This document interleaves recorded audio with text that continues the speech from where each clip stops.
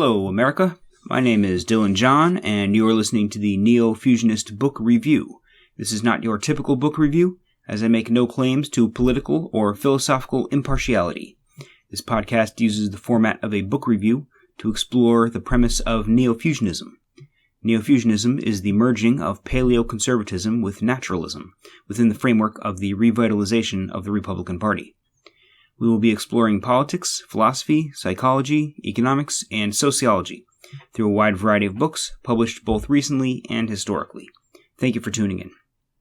Today, we're going to be looking at In Defense of Freedom and Related Essays by Frank S. Meyer. This book collects the main portion of which is a book called In Defense of Freedom, which was published on its own, but then is collected in this book with some additional works. In Defense of Freedom was published in 1962, and then there's one other essay that I'm going to be quoting from and discussing briefly, and that is called Freedom, Tradition, Conservatism, and that was published in 1960 originally. So this is some older material. Frank Meyer was on the editorial staff of National Review in its early days. He's a former communist, like many of the early members of the conservative movement, who saw the error in communism and decided to make the switch to the right. It's a good book. It's Frank Meyer is the guy who basically created the concept of fusionism, who first gave it a name, gave it a form, as the combining of libertarianism and traditionalism into one cohesive ideological perspective that essentially formed the basis of conservatism. So libertarianism and traditionalism as those two components. And that's a little bit about what I'm going to be talking about today in the sections that I want to read to you. My take on neo-fusionism, obviously derives from fusionism, and the premise of fusionism, I agree with it.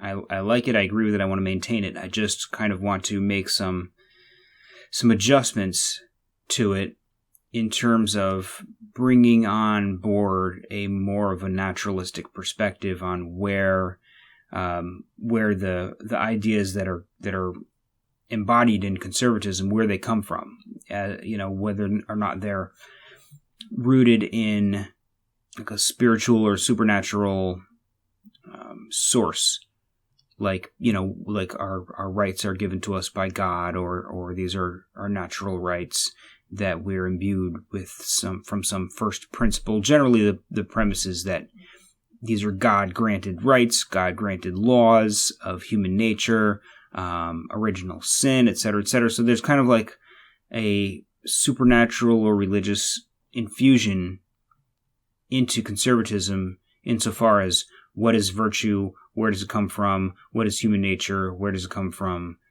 what are rights and where do they come from, things like that.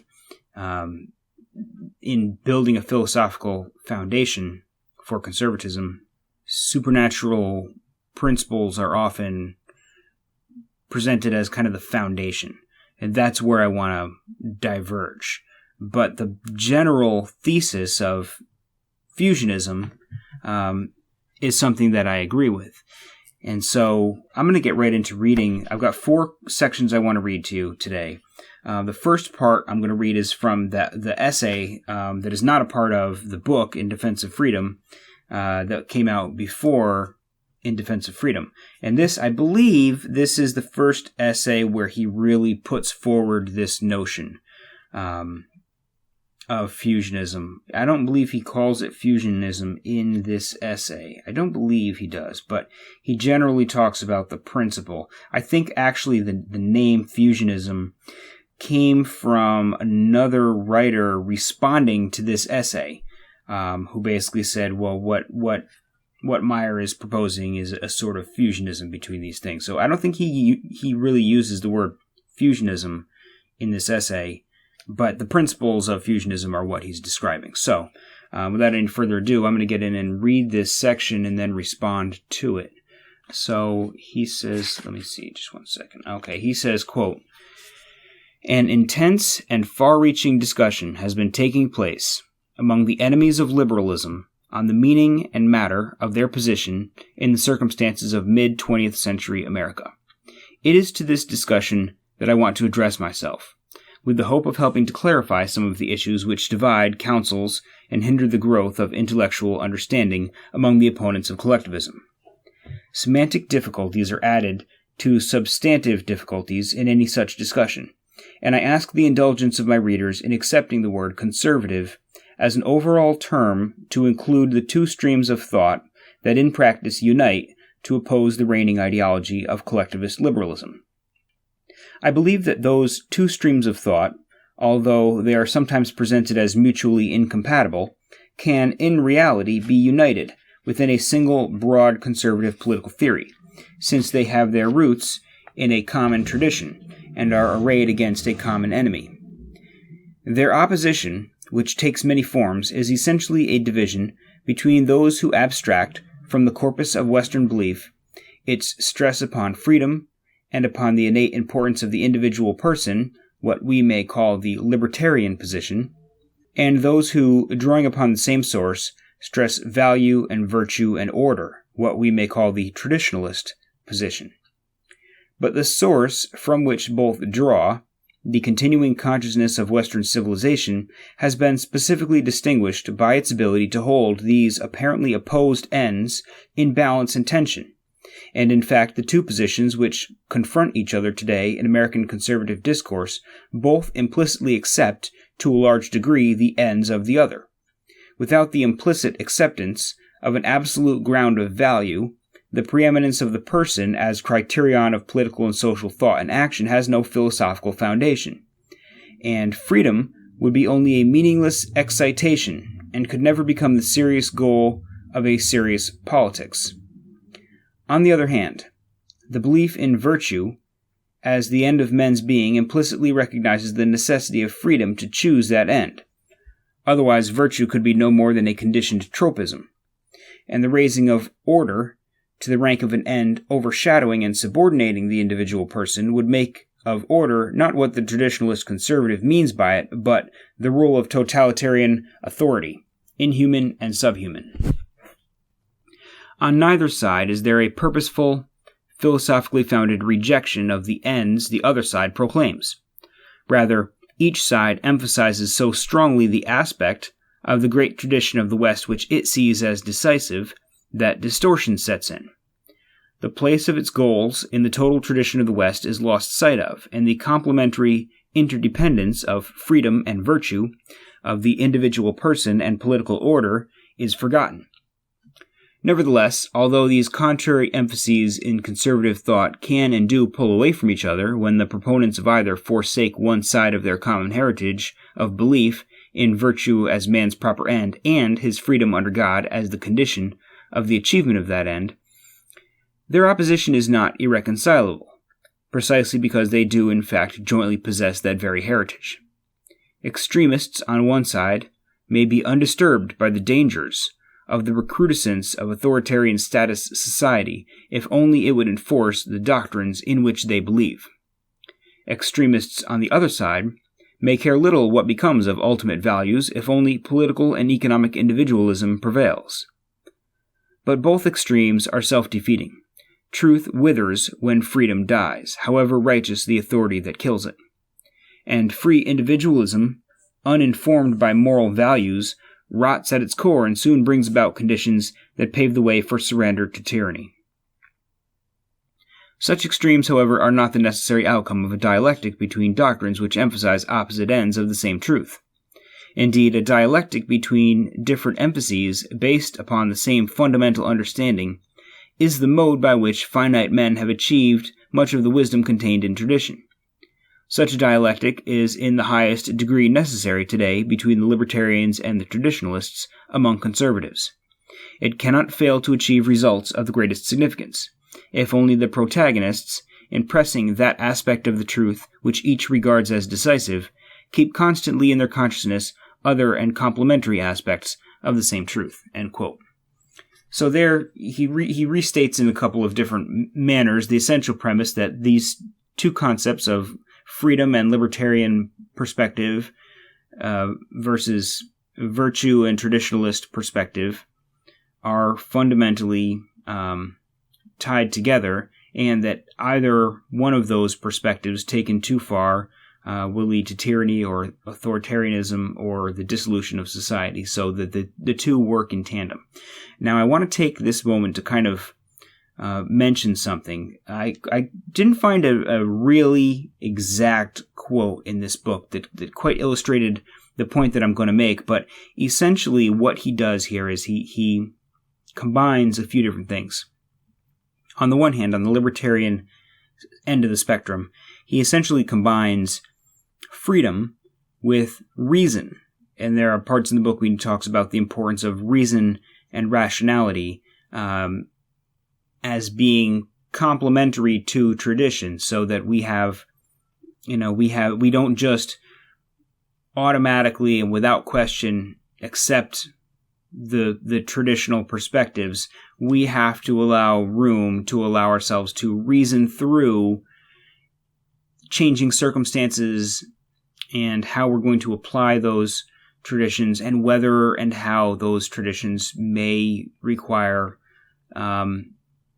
modification over the years. I mean, no traditions came to us in an unbroken form. They've been adjusted and built over the years. And so he groups in freedom and reason together, essentially as the freedom to reason on the libertarian side. And then on the other side, he groups together tradition and virtue, and with the supposition that tradition is sort of the repository of virtue in society, that traditions are infused with the wisdom of the ages and how people have found virtue, and largely having a supernatural sort of perspective that tradition is bound to the church and is bound to the gospel or bound to religion in some way, and that virtue is inherent in the teachings that are divinely inspired, and therefore virtue and tradition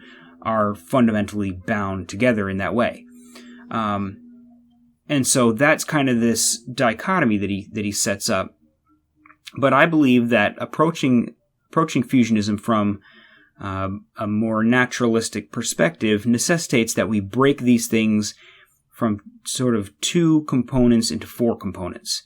So I still believe that there's kind of a general division between the libertarian end of the spectrum and the traditionalist end of the spectrum, and there are notable differences between them. But I think it's smart to say, okay, you've got reason, freedom, tradition, and virtue.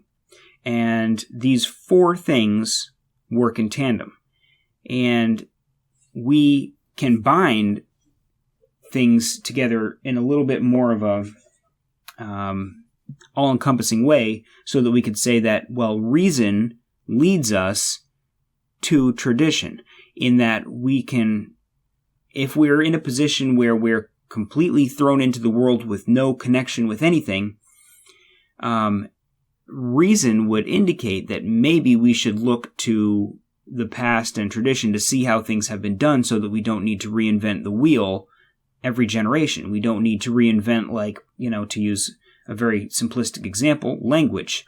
We inherit language. Language is embodied in tradition, and there's a tradition in how language is used.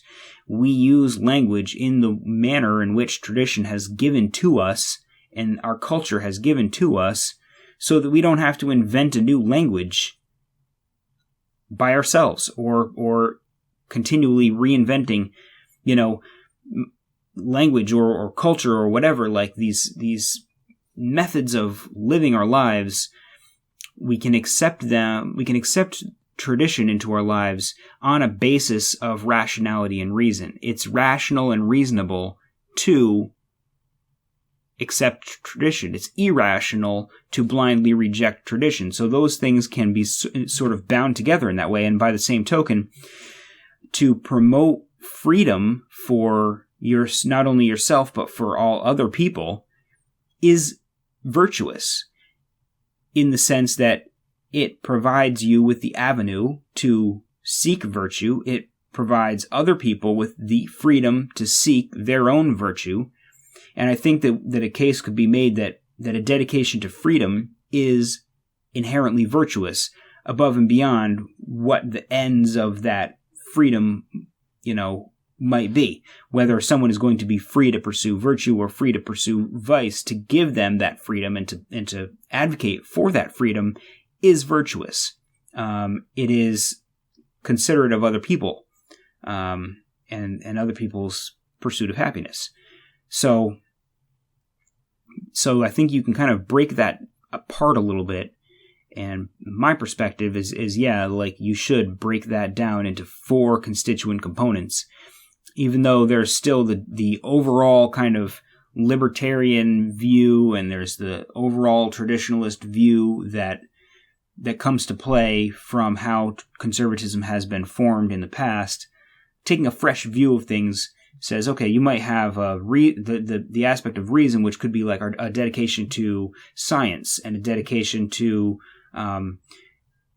actual truthful economic policies, which are rooted in a study of what is, as opposed to like socialist economic theory, which is not rooted to reality, the reality of how money works and how the world works and how the human mind and psychology work. It's not bound to what is, it's bound to, what ought to be, what the socialist believes ought to be, regardless of whether or not it's actually possible, or regardless of whether or not, how bound that is to reality. So a dedication to reality and the study of reality is a dedication to rationality and reason.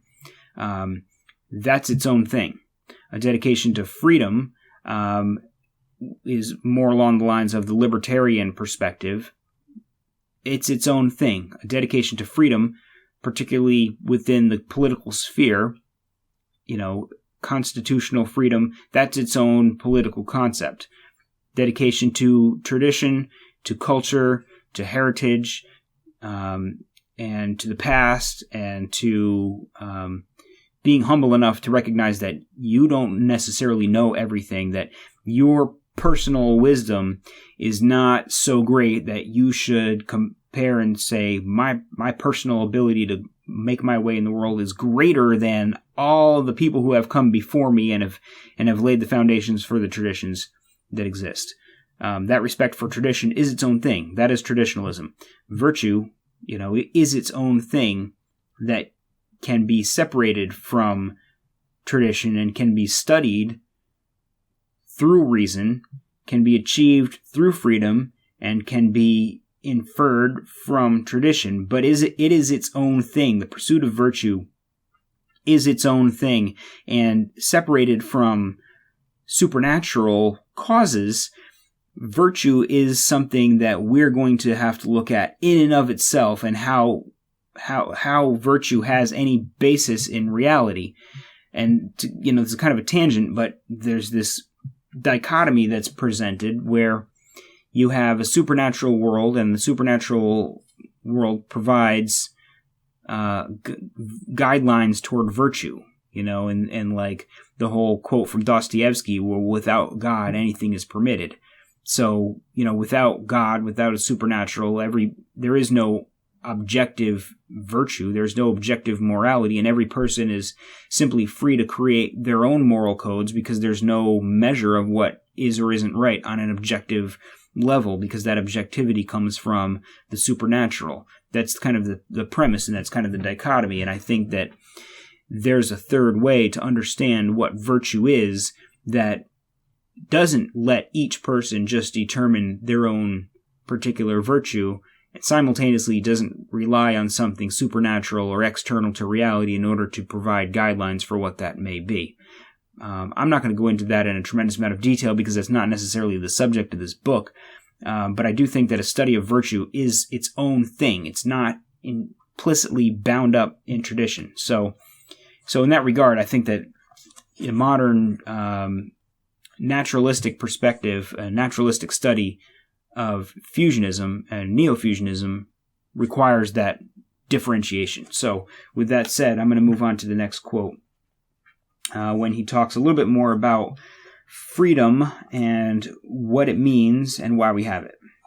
So he says, let me just look at this real quick. Okay, so there's another section in here where he's quoting a different author. So I'm going to go ahead and say the outer quote begins, he says, "The person, the free human being, is one who can maneuver on the wave of the present if he finds it good, but who will set his face resolutely against it if he finds it bad, even though in a material and practical sense the latter course means that he will be dashed to pieces on the rocks. There are times when the choice, which is the expression of freedom as it affects immediate action, may be reduced to just so simple an alternative. But even then, morally and spiritually, and in the long run of history often practically, that choice is a real choice. The calculating machine can only decide unerringly for security, for survival, for acquiescence in what is and what is becoming. The human being can say quite simply and literally, 'To hell with it. It is wrong and it is false, and in my inner being I will have no part of it, whatever may be forced upon me physically.' Fitzjames Stephen, his deeper insights, as they sometimes did, breaking through the utilitarian structure of his thought, has put the matter with all succinctness. Quote, 'The waters are out, and no human force can turn them back, but I do not see why, as we go with the stream, we need sing hallelujah to the river god.' End quote. Sometimes the choice available may be no more than this, to refuse to acquiesce. But such a choice is impossible when reason and principle are scorned, when virtue is reduced to prudence, when the search for truth is castigated as abstract speculation.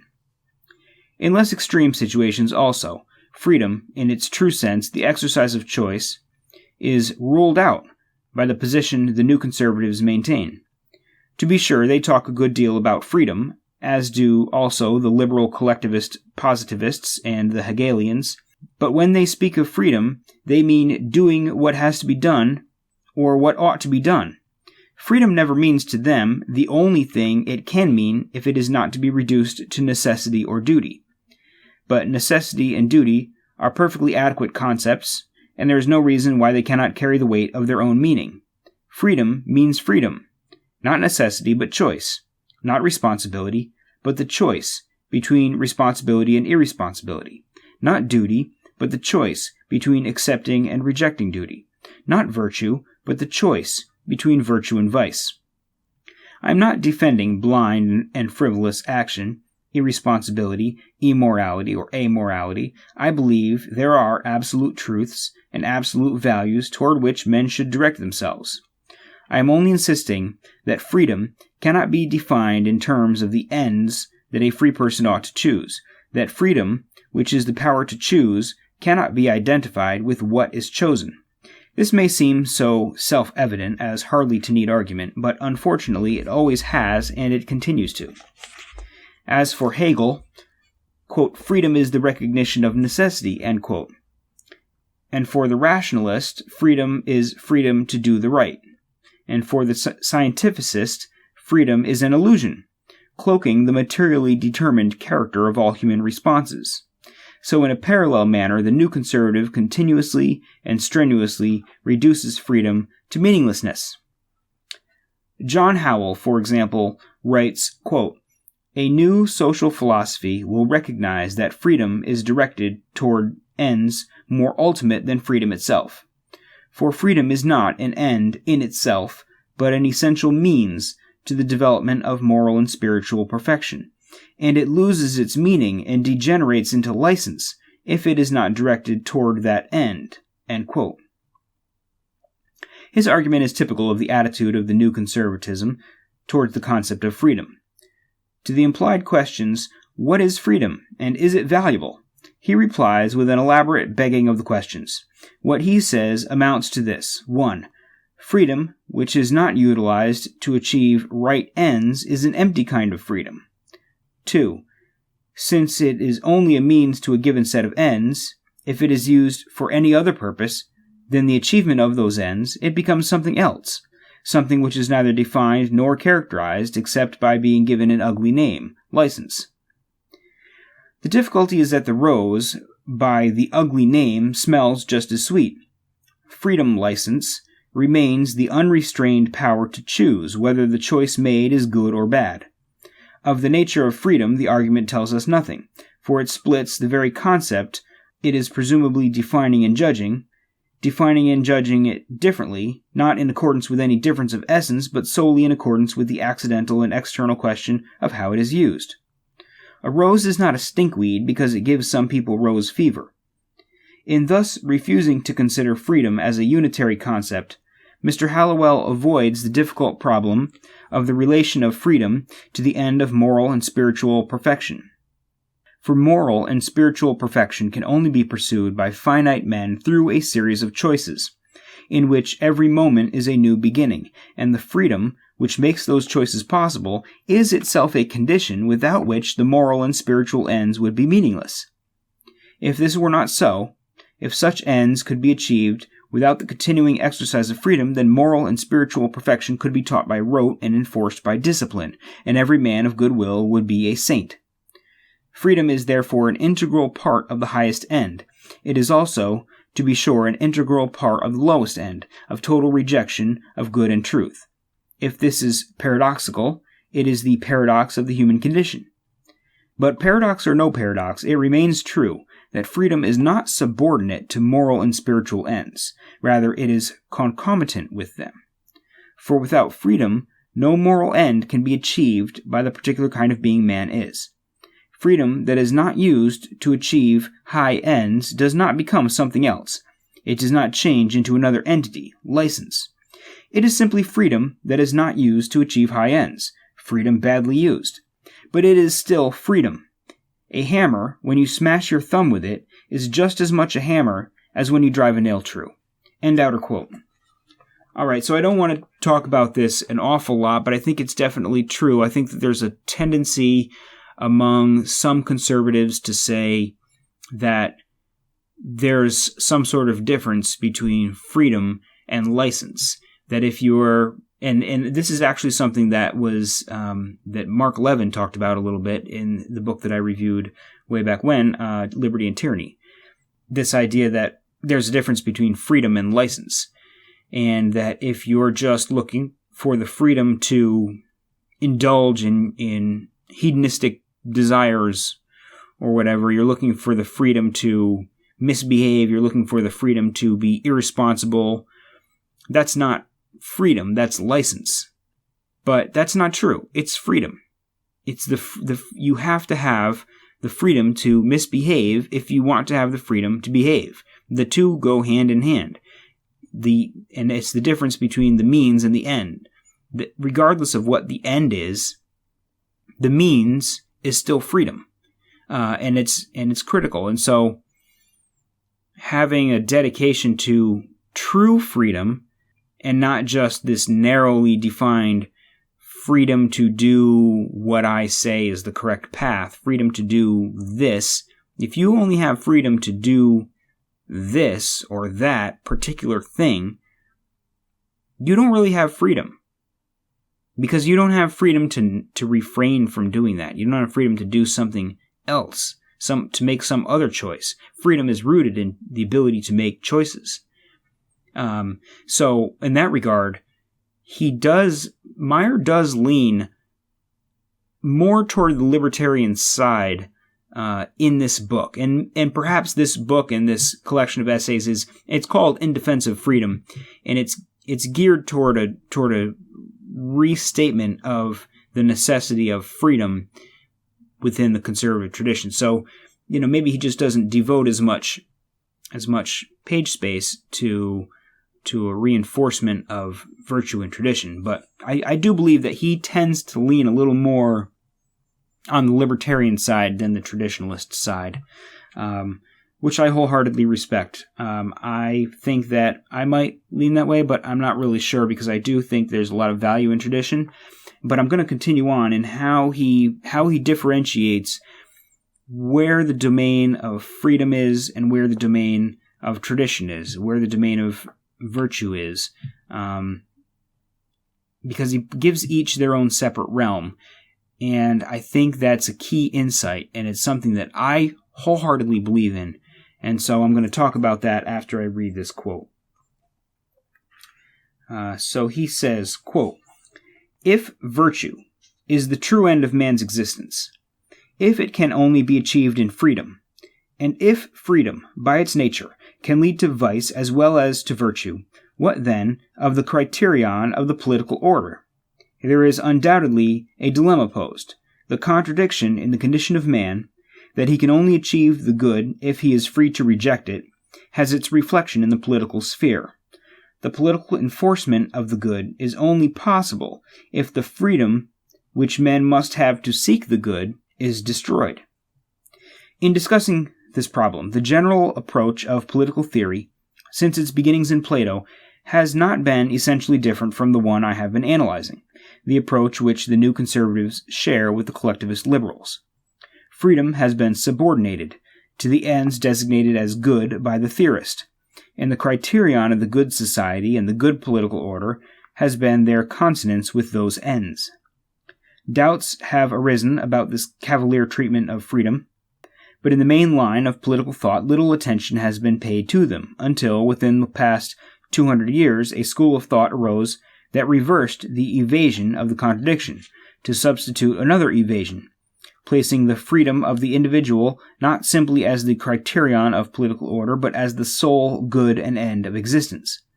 Radically secularist in its philosophical assumptions, and positivist in its negation of absolute value, it turned "freedom is freedom to do the right" into "make men free and they will do the right," the right being implicitly defined as what free men will do. This solution of the problem, which is approximately that which Bentham and the two Mills held in common with so many of the political thinkers of the century they epitomized, also evades rather than faces the contradiction. The ends of human existence can be no more, with respect for reality, be subordinated to freedom than freedom to those ends. Is there, then, no solution? Must we either accept the reality of freedom and deny objective value, or accept objective value and deny the reality of freedom? I would maintain not only that there is a solution, but also that it has been approximated in practice in a number of political societies, and most closely by the United States in the original conception of its founding fathers. I would also maintain that, theoretically, that solution has been touched on again and again, although rarely, except in the American constitutional debates, has it been developed as the central concept of a political theory. The dilemma is one which can only be solved by the classical logical device of grasping it by both horns. For the difficulty is that both its major premises are true. On the one hand, freedom is essential to the nature of man and neutral to virtue and vice. On the other hand, good ends are good ends, and it is the duty of man to pursue them. I deny only that in the real situation with which we are dealing, these two premises are contradictories.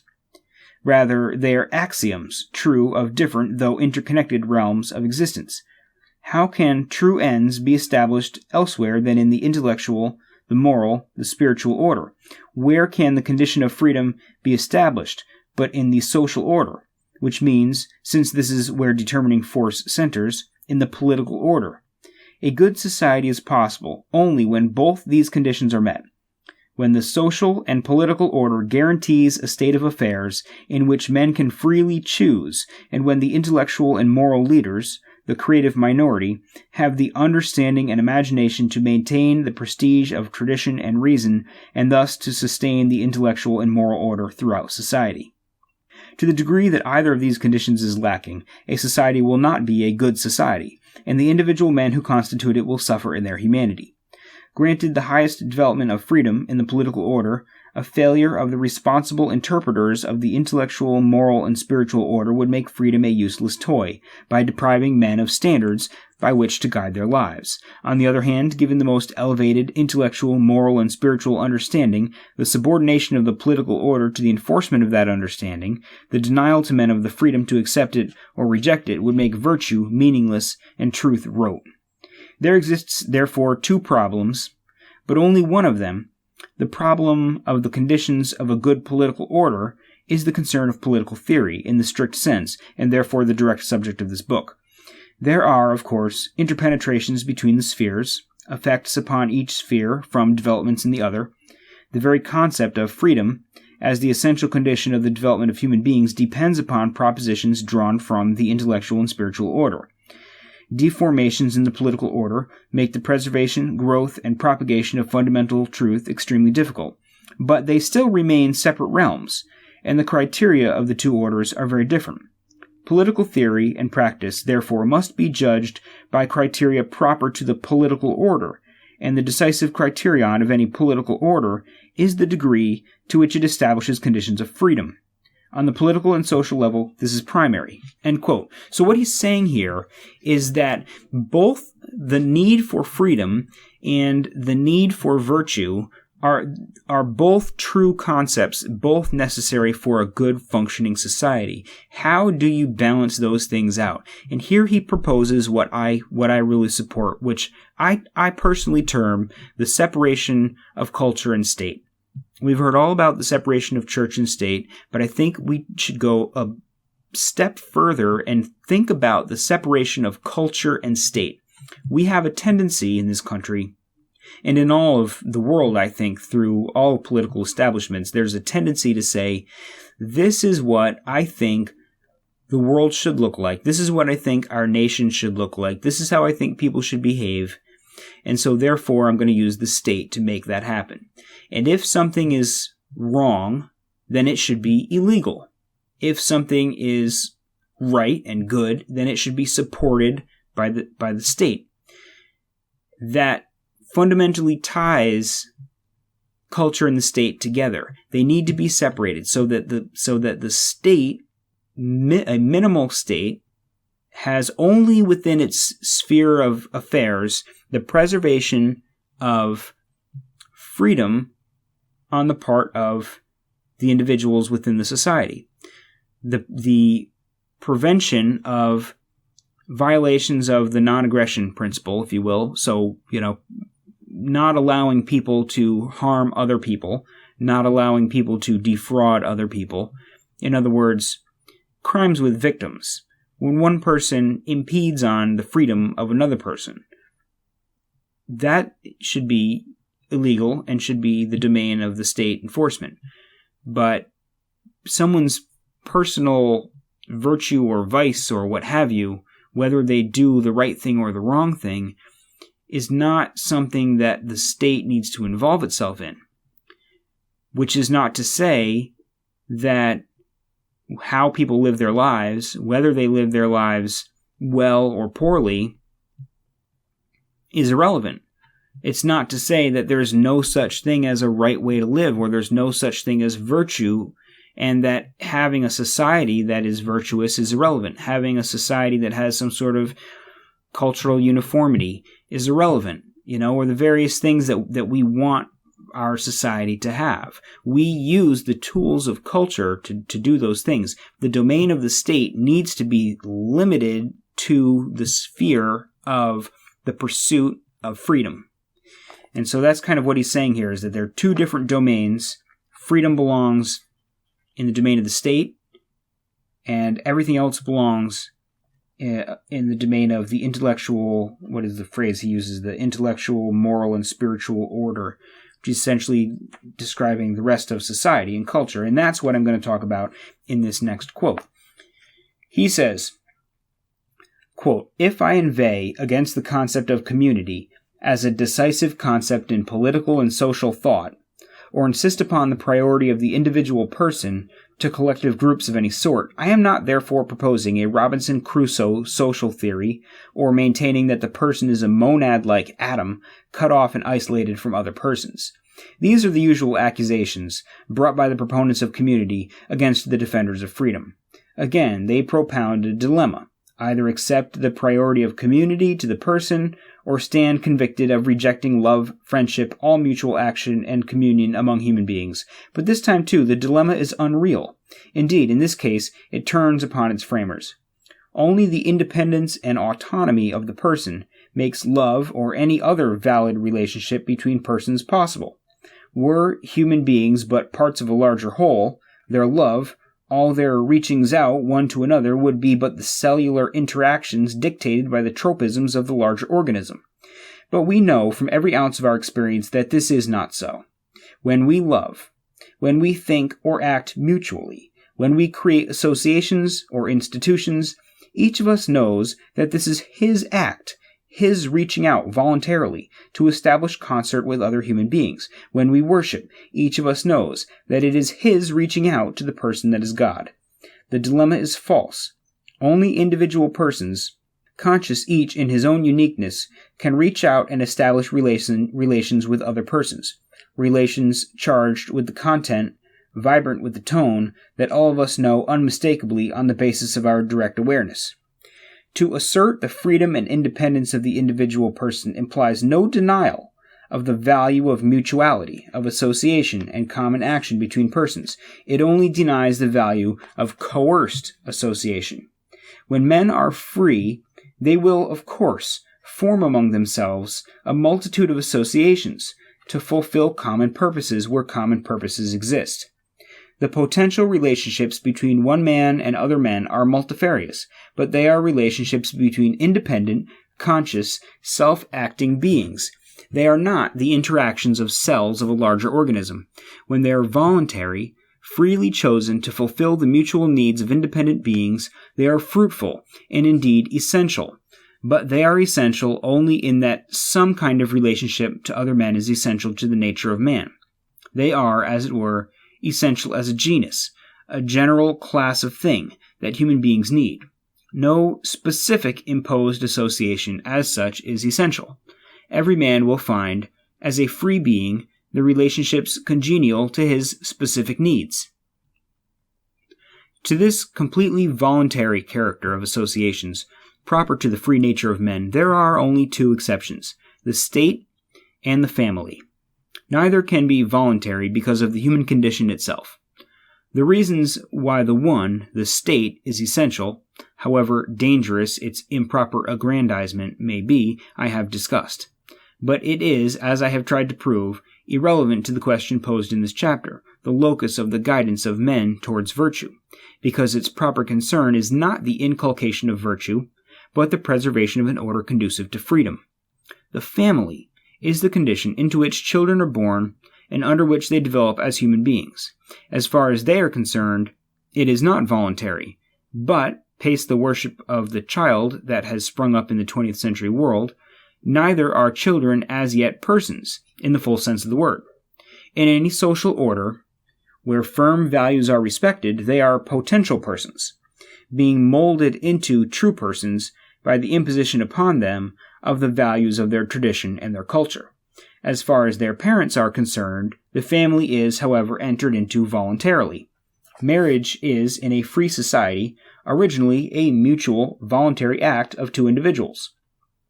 Voluntary, even though any marriage worthy of that exalted name is an unbreakable compact, and though the family proceeding from marriage creates morally indissoluble bonds of parental obligation.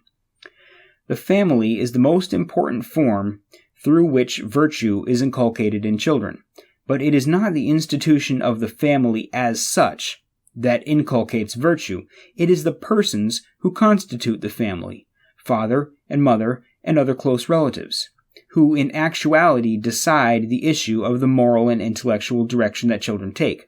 And this is so even if, as has become the mode today, an increasing majority of parents shrug their shoulders of this responsibility and turn their children over to the state and other institutions for 90% of their waking hours, to schools and a myriad of groupist organizations from Cub Scouts to Little Leagues and to the great moral teachers of the television fraternity.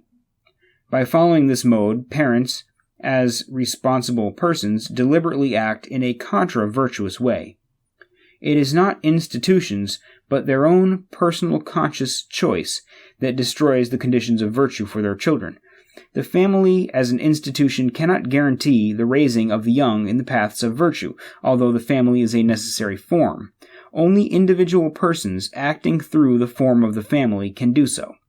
So it is with other institutions and associations into which men enter. It is not some mystical quality of community which makes these institutions and associations conducive to the growth of virtue. They will assist or impede that great human endeavor, depending upon their form. But the positive content of the endeavor will always arise from the beliefs, the understanding, the devotion of the individual persons who associate themselves. The form of institutions has no power to make bad men good or good men bad. They can, under circumstances of the kind we have seen too much of in this unhappy century, restrict freedom and undermine the responsibility of the individual so that they become a serious impediment to the growth of virtue, but they cannot, of their own power, make men good. At their best, they can create favorable conditions, and that is all." End quote.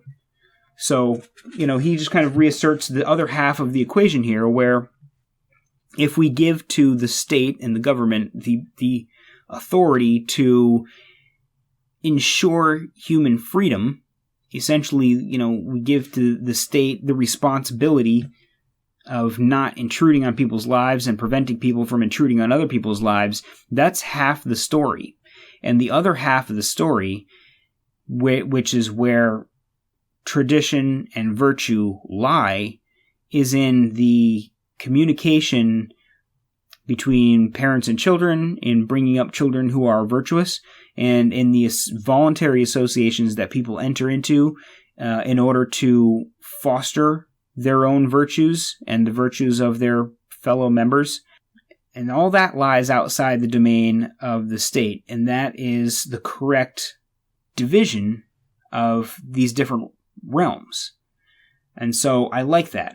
I like that he brings that up, because I had really been kind of focusing on that, and I think I mentioned the premise of the separation of culture and state in a previous podcast. I had been kind of tossing this idea around in my head of how we don't need to turn to the state to enforce morality, but we don't need to deprive ourselves of morality either. That we can say this is right, this is the right way to be. Like I was raised in a single parent household, and I have nothing against single mothers, single fathers. They work really hard to do the best they can for their children, and they're under a lot of strain, more strain than a two-parent family is a part of, right? So I'm not opposed to single parents, but I am opposed to single parenthood, in the sense that study after study shows that children who are raised in single parent households perform less poorly in school, are more inclined toward criminal activity. A child that is raised by one parent is not going to have the same benefits in life as a child raised by two parents.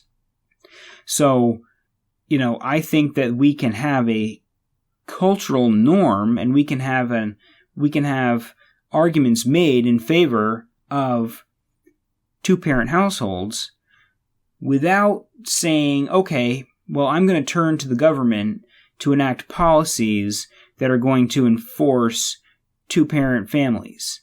No, there should be no such policy. There also shouldn't be policies that enforce that support one-parent households. Like welfare payments that a mother has access to if she does not have, if she's a single parent, that she loses access to these government benefits if she has the father of the child living in the house with her. That's a real thing. That's a horrific disincentive to having two-parent households. And so, yeah, there is a certain part of me that says, why don't we give tax breaks to two-parent households to incentivize two-parent households?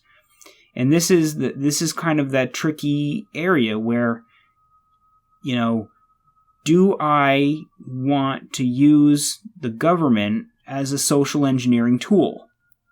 No, I don't. I don't think that's the proper role of government.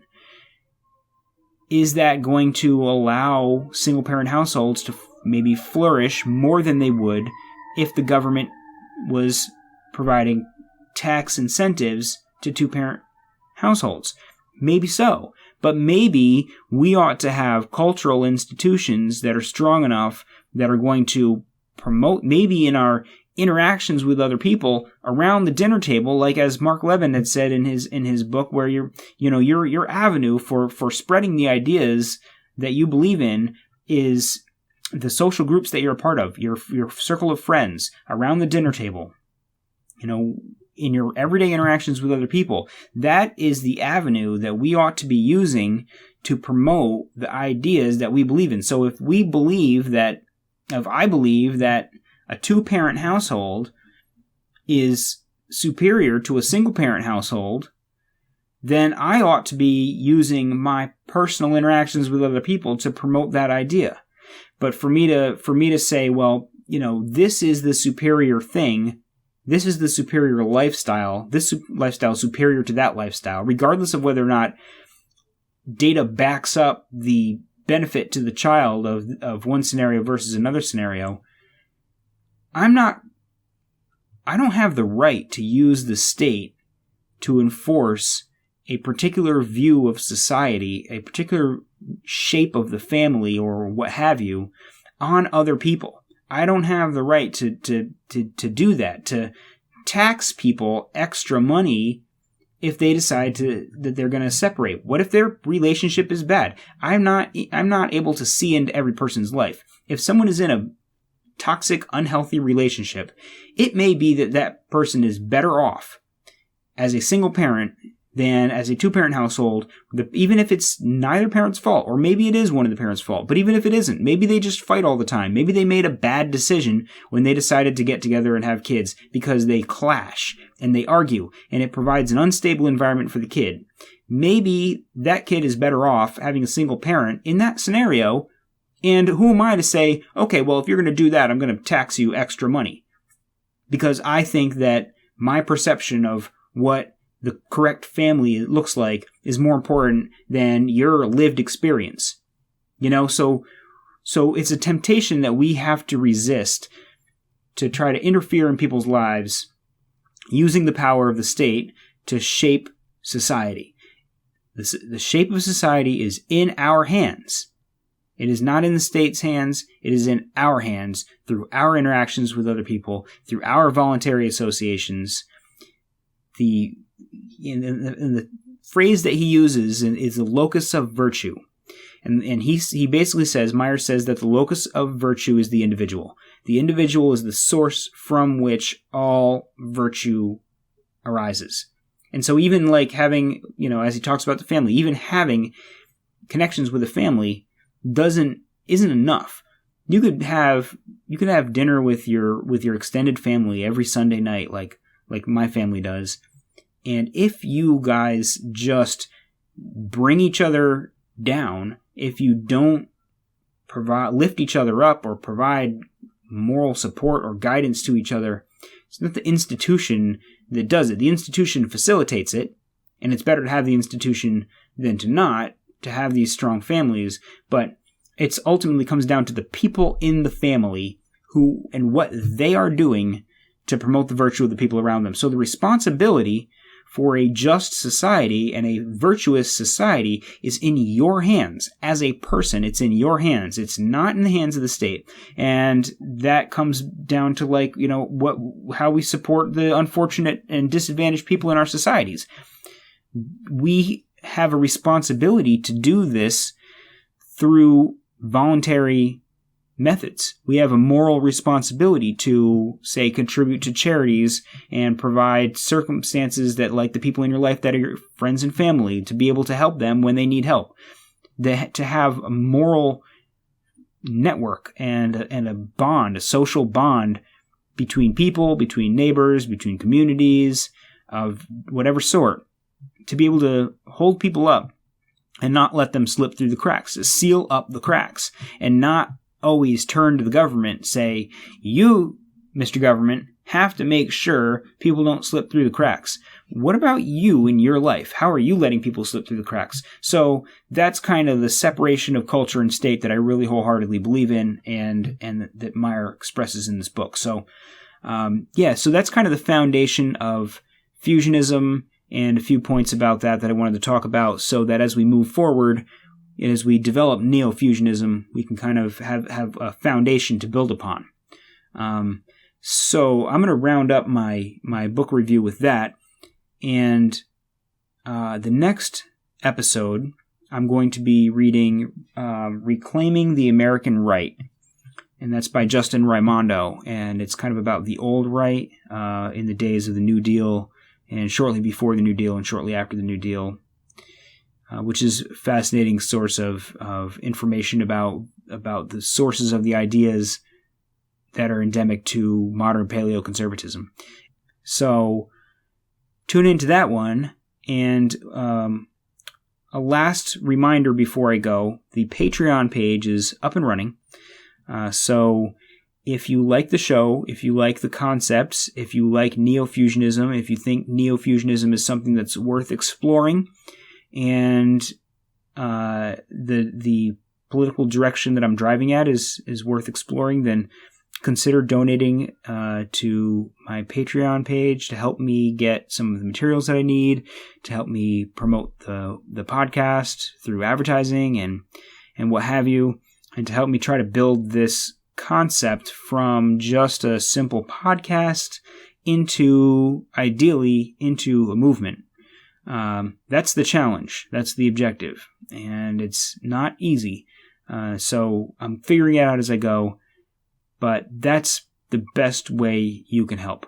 Also, reviews, positive reviews, if you like the show on iTunes or on the podcast aggregator of your choice.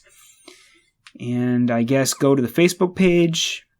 You can leave comments. You can like the page. You can leave a review. You can share the posts through social media, and that way I'm also on Twitter. So, I appreciate anyone's assistance in helping me get the message out there.